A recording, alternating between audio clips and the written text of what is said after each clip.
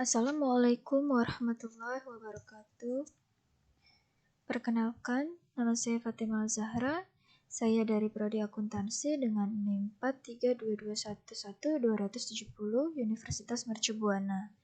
Hari ini saya ingin memaparkan beberapa materi mengenai penyusutan dan amortisasi, investasi obligasi dan saham, serta menghitung return investasi, evaluasi, dan keputusan investasi. Berikut ini adalah peta konsep mengenai materi yang akan dibahas hari ini. Yang pertama, yaitu mengenai penyusutan, yang kedua mengenai obligasi, ketiga mengenai yield dan return, yang keempat mengenai kriteria investasi lainnya, dan yang kelima mengenai valuta asing. Materi pertama yaitu mengenai penyusutan. Di sini ada pengertian penyusutan.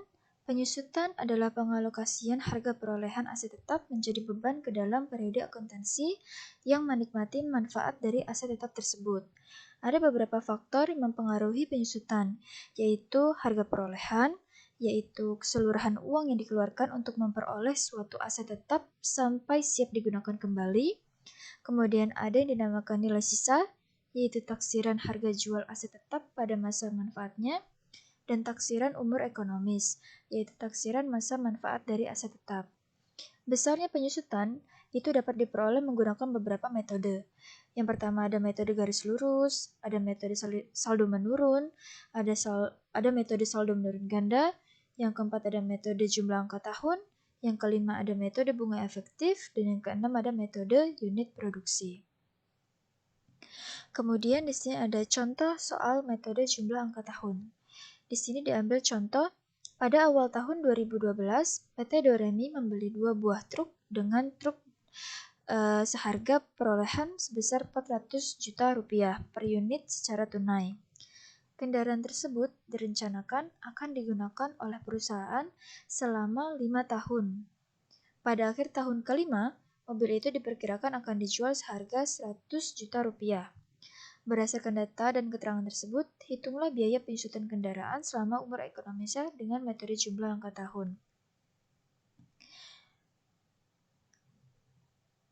Di sini, rumus penyusutan dari jumlah angka tahun yaitu harga perolehan dikurangi nilai sisa dikali bobot tahun jumlah angka tahun. Di sini harga perolehannya yaitu 400 juta rupiah dikurangi nilai sisa yaitu 100 juta rupiah. Maka harga perolehan yang diperoleh adalah 300 juta.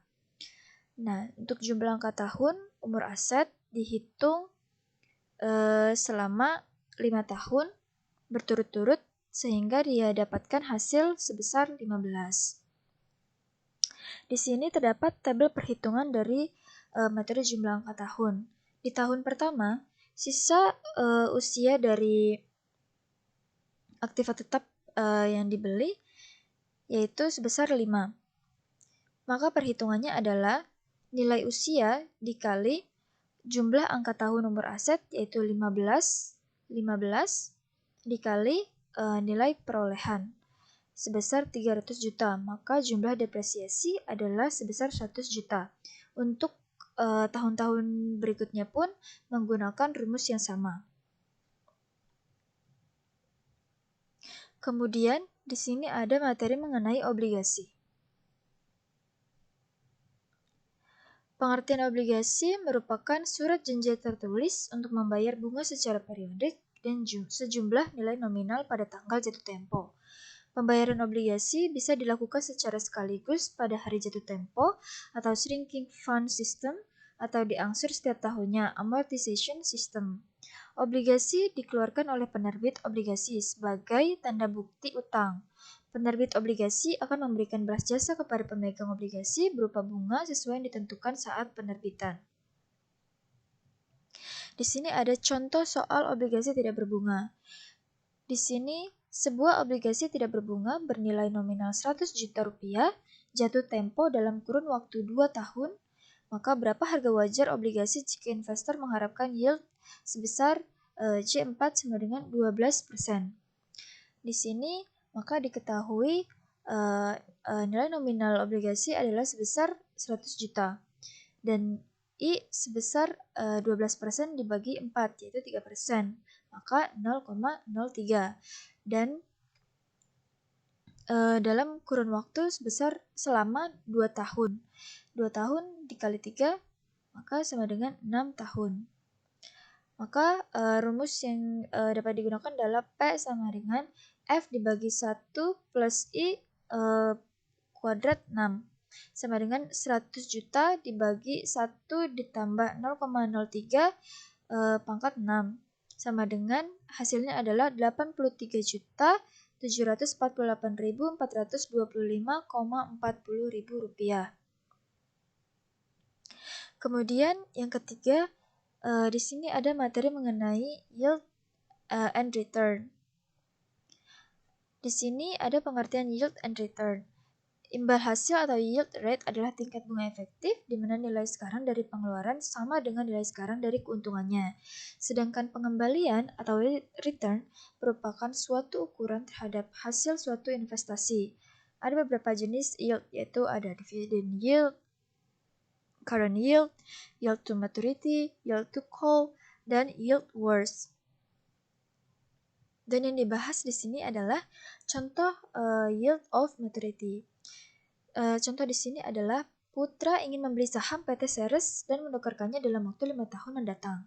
Nilai obligasi pada 31 Desember tahun lalu adalah sebesar Rp4.750 dengan return 750 per lembarnya.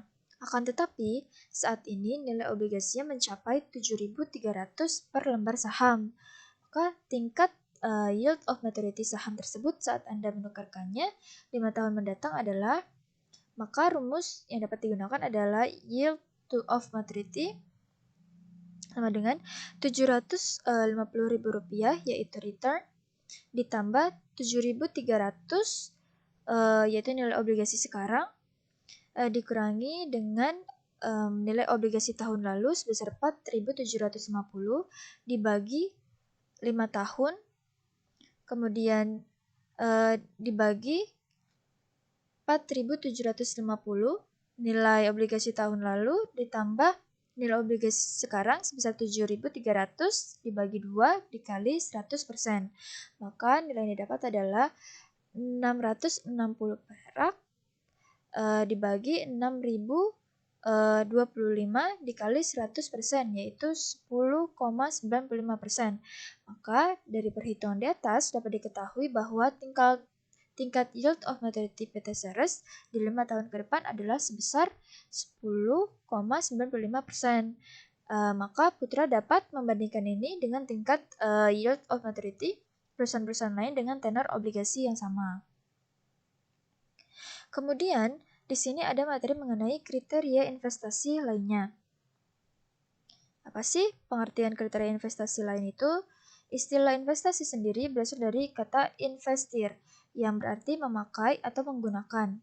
Investasi adalah memberikan sesuatu kepada orang lain untuk dikembangkan, dan hasil dari sesuatu yang dikembangkan tersebut akan dibagi sesuai dengan yang diperjanjikan. Dalam definisi ini, investasi dikonstruksikan sebagai tindakan membeli saham, obligasi, dan barang-barang modal. Hal ini erat kaitannya dengan pembelian saham pada pasar modal, padahal penanaman investasi tidak hanya di pasar modal saja, tetapi juga di berbagai bidang lainnya, seperti di bidang pariwisata, pertambangan, minyak dan gas bumi, pertanian, kehutanan, dan lain sebagainya. Kriteria investasi digunakan juga untuk mengukur manfaat yang diperoleh dan biaya yang dikeluarkan dari suatu proyek.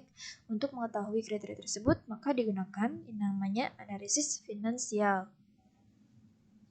Di sini ada contoh soal periode payback, di mana contoh perhitungan payback period dengan arus kas yang sama. Sebuah manajemen pada perusahaan PT Sangkuriang sedang melakukan pertimbangan untuk membeli alat produksi pada komponen elektronika. Dengan adanya pembelian mesin produksi seharga 900 juta rupiah, maka keuntungan bersih yang bisa diperoleh dari adanya tambahan mesin tersebut adalah 90 juta rupiah per tahunnya. Lantas, berapakah payback period time untuk mesin tersebut? Maka jawaban yang diperoleh adalah di mana nilai investasi yaitu pembelian mesin produk, adalah sebesar 900 juta. Kemudian kas masuk bersih, yaitu keuntungan bersih yang diperoleh dari tambahan mesin tersebut, adalah 90 juta. Maka periode pengembalian modal adalah periode pengembalian modal sama dengan nilai investasi dibagi kas masuk bersih. Maka periode pengembalian modal sama dengan 900 juta dibagi 90 juta, maka diperoleh selama 10 tahun. Berdasarkan perhitungan di atas, maka waktu payback period atau periode pengembalian modal untuk satu mesin produksi adalah selama 10 tahun. Dan materi terakhir yaitu mengenai valuta asing. Pengertian valuta asing. Valuta asing atau falas adalah mata uang yang mudah digunakan dan diterima dalam dunia perdagangan internasional. Mata uang asing ini tidak berlaku sebagai alat pembayaran yang sah untuk transaksi dalam negeri, tetapi banyak digunakan dalam transaksi dan keuangan internasional. Valuta asing yang paling banyak digunakan saat ini adalah dolar Amerika atau US dollar. Valuta asing juga termasuk sebagai salah satu bentuk devisa. Kemudian di sini ada contoh soal valuta asing, di mana Karisma mempunyai 3 jenis tabungan berisi 1.500 US dollar, 2.500 SAR, serta 100 GBP. Berapa total saldo Karisma jika ditukarkan menjadi rupiah? Maka jawabannya adalah 1.500 USD dikali 14.345,91 rupiah ditambah 2.500 SAR dikali 3.824,35 ribu rupiah ditambah 100 GBP dikali 19.972,38 ribu rupiah, maka diperoleh 21.518.865 ribu rupiah ditambah 9.560.875 ribu rupiah ditambah lagi 1.997.238 ribu rupiah, maka total yang diperoleh Karisma dalam 3 jenis tabungan yang berbeda itu ke dalam rupiah adalah sebesar 33.076.978 ribu rupiah. Sekian pemaparan materi dari saya, kurang lebihnya mohon dimaafkan. Wassalamualaikum warahmatullahi wabarakatuh.